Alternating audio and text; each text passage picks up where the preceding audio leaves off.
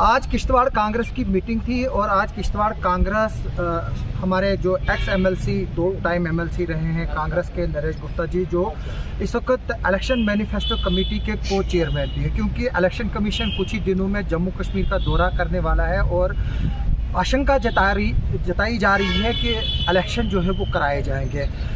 हम बात करेंगे नरेश जी से इस मसले में। नरेश जी, क्या की आज की मीटिंग और क्या एजेंडा था और कौन कौन सी खास डिमांड जो है वो जिला किश्तवाड़ से उठी हैं जो कांग्रेस के इलेक्शन मैनिफेस्टो में शामिल हो सकते हैं? पहले तो आपका शुक्रिया अदा करता हूँ कि आप यहाँ आए और हमारी बात सुनने के लिए। आज यहाँ कांग्रेस की तरफ से, यहाँ ज़िला कांग्रेस की तरफ से यहाँ इम्पॉर्टेंट अहदेदारों को, ब्लॉक प्रेसिडेंट्स और जो दूसरे डिस्ट्रिक्ट कमेटी के अहदेदारान हैं, उनको बुलाया गया था। यहाँ कांग्रेस कमेटी ने एक फ़ैसला किया है, चूँकि नेशनल लेवल पर पहले फैसला हुआ था जब लोकसभा में जाने के लिए कि हमने एक मैनिफेस्टो बनाया था। उस मैनिफेस्टो में लोगों से जुड़े हुए मुद्दे जो हैं डाले गए थे, इनकॉर्पोरेट हुए थे। राहुल गांधी जी ने एक न्याय यात्रा, एक न्याय जो इंसाफ करने वाले जो मुद्दे थे, इशू थे, लोगों की गारंटी कार्ड निकाला था कि हम इन इश्यूज़ पे लोगों को गारंटी देते हैं कि हमारी सरकार अगर सेंटर में बनती है तो इन बातों की गारंटी हम देंगे, जिनमें लड़कियों के वादे किए गए हैं, जिनमें ओल्ड एज के लिए पैदा किए गए वादा दिए गए हैं, जिनमें अनएम्प्लॉयमेंट को रिड्यूस करने के लिए, उसको एड्रेस करने के लिए जो वादे दिए गए हैं। जब तक नौकरी नहीं हुई तब तक स्टाइपेंड का वादा किया गया है जहाँ कांग्रेस का, और बहुत से इशू टच किए गए हैं। इस तरफ से जब सेंट्रल का जब हमारा सेंट्रल लीडरशिप ने ये फाइनल किया तो स्टेट लीडरशिप ने भी ये फैसला लिया कि हम एक जो हमारी मैनिफेस्टो कमेटी है, चूँकि मैनिफेस्टो एक ऐसा मंशूर है जिसको लेकर हमने मेरी पार्टी ने, मेरे उम्मीदवारों ने लोगों के पास जाना है, वोटर्स के पास जाना है कि मेरा मंशूर ये है कि मेरी सरकार, मेरी पार्टी, मैं अगर जीत जाता हूँ, मेरी पार्टी तो सरकार में आती है तो हम लोगों के लिए ये रिलीफ लेकर आएंगे। इन चीज़ों के वचनबद्ध हैं हम कि ये यहाँ बेरोज़गारी को कम करने की कोशिश की जाएगी। यहाँ की जो अनएम्प्लॉयमेंट का सबसे हिंदुस्तान में सबसे बढ़ चुकी है, उसको देखेंगे, उसकी पॉलिसीज़ ऐसी अडॉप्ट की जाएंगी जिन पॉलिसीज़ से उसको रिड्यूस किया जा सके। तो इस किस्म के हमने यहाँ आज सबसे अपने जो हमारे अहदेदार इम्पॉर्टेंट ऑफिस बेरर हैं जो किश्तवाड़ ज़िला से, वो सभी यहाँ लोग आए थे और टीम के स्पेशल गेस्ट भी उसमें आए हुए हैं हमारे साथ। कुछ लोग और भी, दूसरी एमएलसी श्यामलाल भगत जी भी हैं, दूसरे सभी बड़े इम्पॉर्टेंट अहदेदार भी और जगहों से भी आए हुए थे।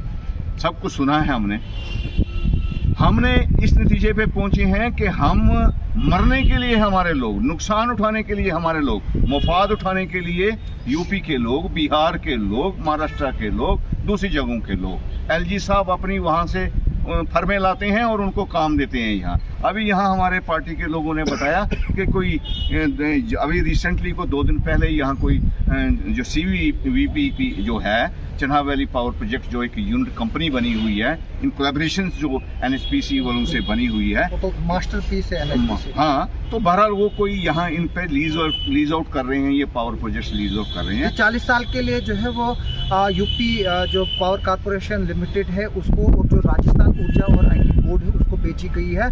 जो राटले पावर प्रोजेक्ट की जो 850 मेगावाट पावर है वो राजस्थान को 3 जनवरी 2024 को बेची गई थी, जबकि 29 जुलाई को शावलाकोट, उड़ी 1, उड़ी 2 और जो हमारा कीरू 624 मेगावाट का पावर प्रोजेक्ट है उसकी पावर यूपी को जो है वो बेची गई है। और इस पर ऑफिशियल प्रेस नोट जो है वो जो NHPC है और CVPP अपने ऑफिशियल सोशल पर जो है वो किया है। लेकिन हैरानी की बात है, इस खबर को किसी भी ने टच नहीं किया। जब मैंने ये खबर की, कोई रिएक्शन देने के लिए भी तैयार। हम इस जो आप कह रहे हैं कि इन्होंने ये जो वेबसाइट पे अपना डाला हुआ है, अपने पोर्टल पे डाला हुआ है कि इनकी ये लीज आउट किए गए हैं पावर प्रोजेक्ट, कांग्रेस का विरोध करती है, स्ट्रांगली कंडेम करती है इस आर्बिट्ररी एक्ट को। ये हम किसी सूरत में भी नहीं होने देंगे और इस पे हम, हमारी कांग्रेस की तरफ से जो भी आए दिनों में मुकर्रर होगा, लीडरशिप से डिस्कस किया जाएगा, उसमें जिस लेवल तक भी प्रोटेस्ट करना पड़े, हम इस बात को, इस एक्शन को कंडेम करते हुए हर लेवल पर प्रोटेस्ट करने के लिए तैयार हैं। अभी आगे चलकर शायद पकड़ूल 1000 मेगावाट है, शायद उसको भी बेचा जाए। एम्प्लॉयमेंट की बात करें, जो सेंटर ने यहाँ बजट पेश किया, हमारे BJP के नेता जो यहाँ पर आए थे, आपके ही कोलीग भी रहे हैं रणबीर सिंह पठानिया, वो बोलते हैं कि ये पीपल फ्रेंडली है, अनएम्प्लॉयमेंट फ्रेंडली है, वुमेन फ्रेंडली है, नए अपॉर्चुनिटीज़ जो है वो मिल रही हैं। और साथ में जब हमने उनसे ये सवाल पूछा था कि पावर प्रोजेक्ट की पावर्स को क्यों बेचा गया, उन्होंने कहा कि जम्मू कश्मीर जो है वो सक्षम नहीं था और सीधे सीधे ब्लेम जो है वो आगे ऊपर किया, यानी कि जिस पॉलिटिकल पार्टी से वो खुद थे और आज आप कांग्रेस से है तो सारा जो है वो नेहरू गांधी परिवार की ही गलती है। चलिए बहरहाल उनका कहने का उनके पास इशू तो कुछ है नहीं, सिवाय इसके कि नेहरू गांधी फैमिली को कोसने के और कांग्रेस को कोसने के बगैर भारतीय जनता पार्टी के पास कोई इशू नहीं है। ये तो इनका बिहेवियर और इनका कल्चर तो मुझे ऐसा लग रहा है जैसे अंग्रेज़ों का कल्चर था। यहाँ ईस्ट इंडिया का कंपनी था, ईस्ट इंडिया कंपनी का कल्चर यहाँ था। वो व्यापार करने के लिए आए थे और हिंदुस्तान पर उन्होंने 200 साल राज किया। वही राजनीति लेकर, वही आइडियाज़ लेकर भारतीय जनता पार्टी भी यही आई है। जितने एसेट्स यहाँ खड़े हुए थे 50 साल में, वो सारे एसेट्स इन्होंने जो है आउटसोर्स किए हैं, बेचे हैं, लीज आउट किए हैं, दूसरी बड़ी बड़ी कंपनियों को, बड़े बड़े तिजारतकारों को, बड़े बड़े जो हमारे यहाँ के मल्टी मिलियनर्स लोग जो हैं उनको दिए हुए हैं। तो खुद तक क्रिएशन तो कुछ नहीं है ना इनका। खुद क्रिएशन खुद क्रिएट करते, कोई प्रोजेक्ट क्रिएट करते तो उसको ये लोगों को पास बताते तो तब भी बात थी। रेलवे स्टेशन इन्होंने बेचे, काम किए हुए हमारे हैं। जितने हाईवे, जितना भी आप नेटवर्क का यहाँ देख रहे हो वो हम कांग्रेस के वक्त के हैं। पावर प्रोजेक्ट आप देख रहे हो, पावर प्रोजेक्टों की निशानदेही उस वक्त यहाँ हुई। प्रोजेक्ट इसलिए कंसीव किए गए थे कि लोकल यहाँ पब्लिक को बेनिफिट पहुँचे। डॉक्टर जितेंद्र सिंह साहब इसी मैदान में ग्राउंड में उन्होंने कहा 10,000 से ज़्यादा लगे। ये तो वो बताए ना, यहाँ हमने यहाँ हमारे लिस्ट कोई नहीं, हमारे लोगों ने RTI फाइल की थी, यहाँ इन्फॉर्मेशन मांगी थी, आज तक इन्फॉर्मेशन नहीं मिल रही इनको। यहाँ ये बताए ना, यहाँ पिछले डोडा डिस्ट्रिक्ट पिछले जब मुफ्ती साहब यहाँ चीफ मिनिस्टर थे, इनकी सरकार थी। मुफ्ती साहब ने वहाँ कैबिनेट मीटिंग में कहा था कि मैं चूँकि पावर प्रोजेक्ट्स यहाँ है, हमारी डिमांड, मैंने डिमांड रखी थी कि पावर प्रोजेक्ट्स यहाँ इतने हैं, स्किल यहाँ ऐसा इंस्टीट्यूशन तैयार किया जाए, यहाँ ट्रेनिंग हमारे बच्चों को, लोकल यूथ को दी जाए ताकि वो उन पावर प्रोजेक्टों में लग सकें। तो कैबिनेट में ये मिनट्स अब उसमें मीटिंग में ये बातें आई हुई। लेकिन आज तक जवाब क्यों नहीं आ रहा है कि प्रोजेक्ट में कौन कौन लगे? हमने भी कई बार मांगे इनसे जवाब, हमें बताइए कि कौन कौन लगा। इनके करने में, कहने में और ग्राउंड पे ट्रांसलेट करने में बहुत ज़मीन आसमान का फर्क है। बजट आप देख लीजिए, डेफिसिट पर बजट है। कोई रिलैक्सेशन, कोई रिलीफ जो है आम जनता के लिए नहीं है। वो सिर्फ आंकड़े दिए गए हैं, सिर्फ फिगरों का हेर फेर है, फिगरों का दिया गया है। वरना बताए ना यहाँ रियासत की हालत क्या है, माली हालत क्या है। माली हालत में हर घर, हर कुंबे में प्रॉस्पेरिटी बढ़नी चाहिए थी, आपके जेब का वजन भी बढ़ना चाहिए था। बल्कि यहाँ मैं समझता हूँ कि आज की डेट में ये है कि बढ़ा है तो वो ड्रग्स बढ़ा है। अगर यहाँ 10 रुपए की आमदनी एक आदमी की है, 10 रुपए की लेबर पर जाता, 7 रुपए की उसको टैक्स देने पड़ते हैं हर लिहाज से। कोई GST की शक्ल में, कोई दूसरी शक्ल में, कोई तीसरी शक्ल में, हर शक्ल में कोई ये आपको मोबाइल जो रिचार्ज है उस पर टैक्स देना है, कोई दूसरी बाजार से चीज़ें लानी है, कोई मेडिसिन लानी है। यहाँ तक कि शमशान घाटों पे लकड़ी जो इस्तेमाल की जाती है संस्कार के वक्त में, उसमें भी 18% GST है। तो किस बात का हम इनसे वो करें, क्या यकीन भरोसा करें कि ये कहते कुछ है, करते कुछ नहीं है। इनके कहने में बहुत ज़मीन आसमान का अंतर है। आप पिछले इनके आंकड़े निकालिए और आज के ग्राउंड सतह के आंकड़े निकालिए, आप देखिएगा आज ब्यूरोक्रेसी का दौर है। हॉस्पिटल बगैर स्टाफ के हैं, स्कूल स्टाफ के बगैर है, सड़कों की वो बुरी हालत है। मैं 4 दिन से 5 दिन से टूर पे हूँ, मैं देख के आया हूँ लोगों की मुश्किलात क्या है। मिलिटेंसी यहाँ फिर बढ़ रही है, लोगों को सेफ्टी सिक्योरिटी की फिक्र पड़ चुकी है। वही हालात पैदा करने की कोशिश की जाइए।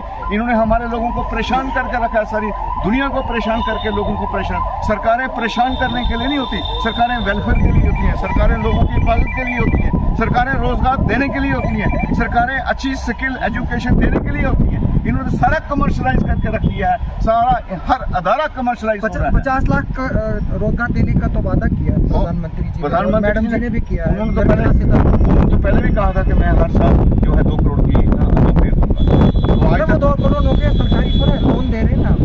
लोन क्या दे रहे हैं? लोन अगर दे रहे हैं ये मल्टीप्लाई करते हैं कि एक आदमी एक लोन के लिए जाता है, मल्टीप्लाई 10 करते हैं कि 10 आदमियों को वहाँ की रोजगार हो गया।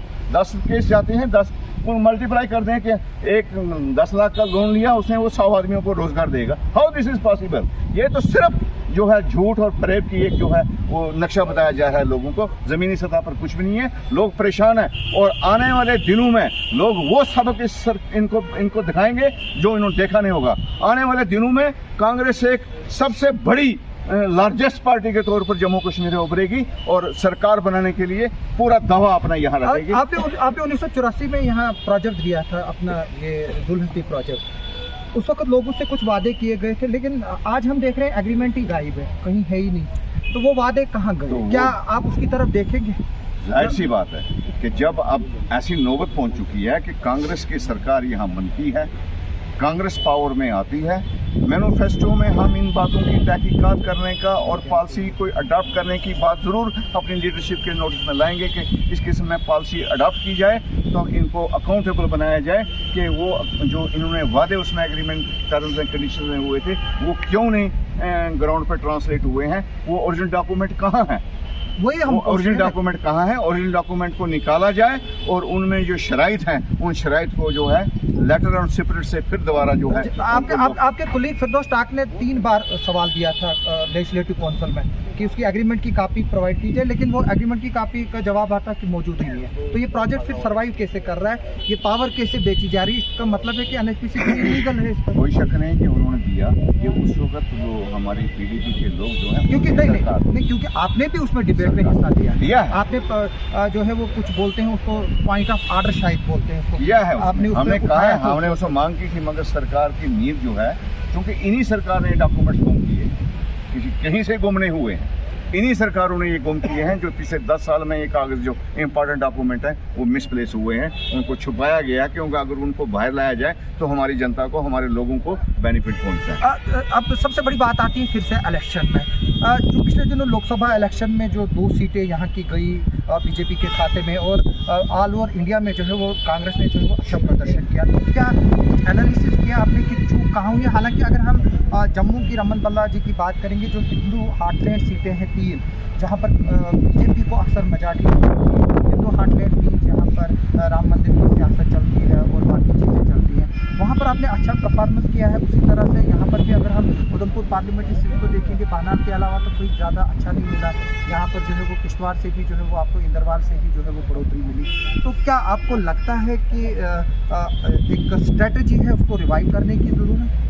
देखें आसिफ जी, अच्छा सवाल किया आपने। जम्मू पार्लियामेंट्री कॉन्स्टिट्यूंसी जो पार्लियामेंट्री कॉन्स्टिट्यूंसी जो थी 18 असेंबली हलकों पर मुश्तमिल थी। मैं वहाँ का कोऑर्डिनेटर और ऑब्जर्वर, मैंने 3 महीने वहाँ लगातार काम किया। मुझे मालूम है कि हमने वहाँ बीजेपी के स्ट्रांग गढ़ में, आरएसएस के स्ट्रांग गढ़ में कैसे वहाँ हमने स्नीक किया है और उस गढ़ को तोड़ा है। बड़ी कम सीटों पर, कम मार्जिन से हम हारे हैं, और कुछ सीटों पर हमसे हमारी लीड कांग्रेस की रही, और वो भी उस वक्त 5 लाख 5.25 लाख हमने वोट वहाँ दिया हुआ है, 5.5 लाख के करीब। वो भी रजौरी पुंछ हमारे साथ नहीं था। अगर रजौरी पुंछ भी होता तो हमारी वहाँ 8.5-9 लाख तक लीड जाती और हमारी सीट जीती हुई। फिर भी वो चूँकि बीजेपी का गढ़ था, उस बीजेपी गढ़ में हमने जो है वहाँ वो अपनी सींध लगाई है, और आने वाले दिनों में वो असेंबलियाँ हम कांग्रेस जीतेगी। तो क्या सबसे बड़ा सवाल यही सामने आ रहा है सब लोगों के सामने, क्या कांग्रेस एनसी के साथ कोलिशन करेगी, और अगर कोलिशन करेगी तो सीटों का बंटवारा कैसे होगा? जहाँ तक हमारी उधमपुर पार्लियामेंट्री कॉन्स्टिट्यूंसी का मसला है, तो बनाल से हमारी लीड रही, इंदरवाल से हमारी लीड रही, डोडा से हमारी लीड रही, और भद्रवा से हमारी लीड रही। कांग्रेस की 4 सीटों से हमारी लीड रही। उसके बाद 4 सीटों पे बड़े कम मार्जिन से हम पीछे हैं, बहुत कम मार्जिन से पीछे हैं।